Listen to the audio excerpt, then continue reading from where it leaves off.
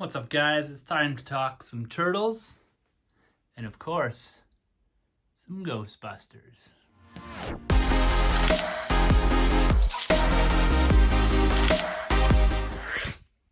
Hey everyone, welcome to the channel. I just want to jump here real quick and thank you guys for tuning in and watching our videos. We've been having a lot of fun putting them together these past few weeks. So if you like what you're seeing, make sure to give us a subscribe, give us a like on this video, and everything else that we've been posting lately. And if you want more nerd content, you can tune in every week to our podcast, the Nerd Room Podcast, where we talk everything Star Wars, Marvel, DC, and beyond, including Ghostbusters TMNT, everything. You can catch that wherever you plug in. Now, Ghostbusters Afterlife is coming out this week. We've been waiting 30 years for this film. 1989, Ghostbusters 2 drops, and then we have a 32-year wait, actually, until we get to this. Now, you take Ghostbusters. It is probably the toy line for me when I was a kid. The first one I remember collecting, the first one I remember playing with. And you pair that up with Teenage Mutant Ninja Turtles. Oh, you've got so much nostalgia, so much love. And I want to take this opportunity to celebrate this monumental film release with Ghostbusters Afterlife to talk some toys. So, without further ado, if you want to catch more toy talk, you can tune in here. If you want to catch more Ghostbuster Afterlife talk, you can turn on the Nerd Room Podcast on November 25th for a review of Ghostbusters Afterlife. But until then, let's get ready, let's talk some toys, and let's celebrate Ghostbusters and Teenage Mutant Ninja Turtles. All right, guys, we're going to start this collection tour off with Ghostbusters. And we're going to take a moment in the modern before hitting 88 and taking that time machine back to the 80s and looking at that vintage Kenner line. Stay Puft Marshmallow Man, or as my youngest likes to call it, the Smashmallow Man, has always been a favorite of mine. I've got this Halloween decoration my family bought me. The retro remakes, the carded figures from Hasbro that came out, I believe, late last year. The Ghost Popper, again, a nice carded re-release. Couldn't resist picking these up. Now, I'm not fully into the retro line. I like to go back and do the actual Kenner, but I could not resist having these carded figures in my collection. And then the Ecto-1, the Lego Ecto-1 that came out this year, probably one of my most favorite builds of all time is this car. It's so detailed and just a really great build. Now, it does come with the Afterlife decals to make it all rusted, but I left them off and just went with the true Ecto-1. Beautiful, beautiful set. Now, jumping over to the vintage. The Fire Hall Firehouse, one of my favorite pieces of all time. I had this as a kid, and this one here I picked up this year, got a smoking deal on it. It's not quite complete. I've got the containment unit in there, as well as that fire pole. Just missing that sign. Now, parked in there isn't the vintage Ecto-1. We will get to that. This is the Hot Wheels 1/18 scale Ecto-1. Now, one can never have too many Ecto-1s in their collection, and I very much abide by that rule. This, again, great detail and just awesome representation of what Ghostbusters is. The Ecto-1, everyone knows this car, and we're going to be reacquainted with it this week in Ghostbusters Afterlife. So moving up the fire hall, we've got the Ecto-2, the Chopper, another beautiful piece that I picked up that is just so nostalgic, and I remember so much. This is almost complete, just missing the seatbelt in there, which is pretty common, but both blades fixed. Just an awesome piece. Now, coming up to my relatively modest collection of vintage Kenner Ghostbusters. A lot of these figures I've rebought that I did have from childhood that found their way into cousins' homes or garage sales. I just could not resist going back. Now, one of my prized possessions was a pickup from only a couple months ago, and that's my complete original Ecto-1 that came with the box and instructions. So that's an original box. You'll see this box on shelves in Walmart's right now, the retro remake, but that one there from 1984 along with this guy here. This was something straight out of my childhood. I was so pleased to get a complete version of that. Now, I don't have a lot of connection to those original Kenner figures, the Venkman and Ray I've got up there, and I know that stream is the wrong one for Ray. Mine actually came in the form of the Fright features, 87 I believe, and these were the ones for me. We've got the Venkman, the Ray, the Winston, the Janine, and of course that Egon with that ever so elusive complete tie. Was so pleased to get my hands on that one. Completed that Fright features set, rebuys from my childhood. And speaking of childhood, I have got my original plush Marshmallow Man, Stay Puft Marshmallow Man, that my parents found for me this summer, buried away. And this is something that I had for so long, lost it for so long, and it was so great to see it come back into the collection this summer. Slimer, not my original Slimer, I do have that one here, but this was an upgrade, just a much cleaner one than the version I had. Some little accent pieces there with that Funko Pop and the Ecto 1 license plate.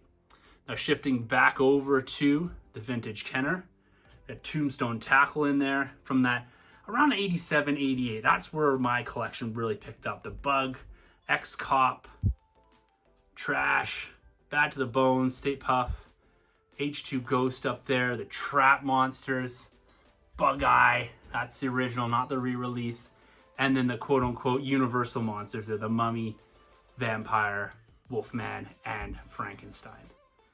Got a nice box there, one of the squishers. I don't have the squisher, this came in a lot, but very, very cool accent piece. I absolutely love this line. I remember so much of it from my childhood. I would love to hear in the comments how much nostalgia this brings back for you guys, because it's just unbelievable for me. And the last thing up here is I like to frame out my collections with the art of books, the visual history of the Ghostbusters there. So there it is, guys. Somewhat modest, but my ever-growing Ghostbusters collection. So let's take a pause here and head over to Teenage Mutant Ninja Turtles. The original TMNT cartoon was just one of the greatest things that paired so well with the real Ghostbusters. And this year, as I got back into Ghostbusters collecting, also with it came Turtles collecting. Now I have to say, this was originally seeded by my good friend and co-host on the Nerd Room podcast, Carlos. Him and his family gave me a couple of these figures and the pizza thrower here. And this started myself and actually my dad on this Fast and Furious tour through all of our local buy and sells and eBay, just buying up these figures from childhood. Both Ghostbusters and Turtles was the franchise that my dad really watched with me, and we actually spent a lot of time during the pandemic collecting these. And so it was a great way to pass the time, and I'm so pleased to have a lot of this back in my personal collection. Now, some of it is a bit worn and it's not all there, but some of my favorites, you know, Bebop and Rocksteady and Shredder there, Casey Jones and April, Splinter. I don't have all 4 Turtles yet, so that's a bit of a red flag on the collection. This one here, Raph in Space. Just so many incredible figures. Baxter Stockman. Anyone watching this, if you grew up in the 80s, you know these figures through and through. And then, of course, Bebop and Rocksteady. Not Bebop and Rocksteady, come on. This is Toka and Razor. That's Bebop and Rocksteady. Maybe they should have used those in that movie. But as I finished out at least a portion of this collection, I still got a long way to go, I moved to the larger scale. Now you can't have a collection without the big turtles. Again, I'm missing the weapons and the belts, but my dad bought me these for my birthday last year, because these are another two set of figures that were just such a major part of my childhood. In behind, I've got the collector's case that was gifted to me by Carlos. And then sliding over here, got a few of the movie Funko Pops. April. And then the Turtle Wagon. This is actually a DVD set of all of the cartoon. And then in behind there is the packaging from the Playmates re-release, the 2020 SDCC re-release, which we'll go back to down here, passing through Jurassic Park. And you can see in the back there all of those vintage re-releases of Shredder, the 4 Turtles, and Splinter. A bit hard to see back there, but you kind of get the gist of it. They've re-released these subsequently 3 or 4 more times, but you cannot go wrong with just having that look in the collection. Nice accent pieces. And so the next part of my collection, I move actually into the modern day with these NECA figures. Now, I'm not going to go into too much detail here. I recently did an unboxing, which is on the YouTube channel here, of this Loot Crate exclusive Danny. But this was a movie line that has continued to blow me away. The look and detail is just incredible on everything from the Turtles to that Splinter, the Casey and Raph 2-pack. Then, of course, we've got the Shredder and the Foot Soldiers Danny. Got the little Turtles there from the accessory pack. The head swap figures, because I am crazy and I had to buy a whole nother set to give these head swaps, moving from the accessory set now over to the original packaging where they're a bit more serious here. And then into the Secret of the Ooze figures with Toka and Razor. Got it right that time. Super Shredder, the outside of the accessory pack there. And they just announced a Farmhouse Casey and April. I've got that other April on the way. There's a 2-pack coming with Shredder's Origins. And to be honest, guys, you just cannot go wrong with these NECA figures. Back there is the Super Shredder Funko Pop.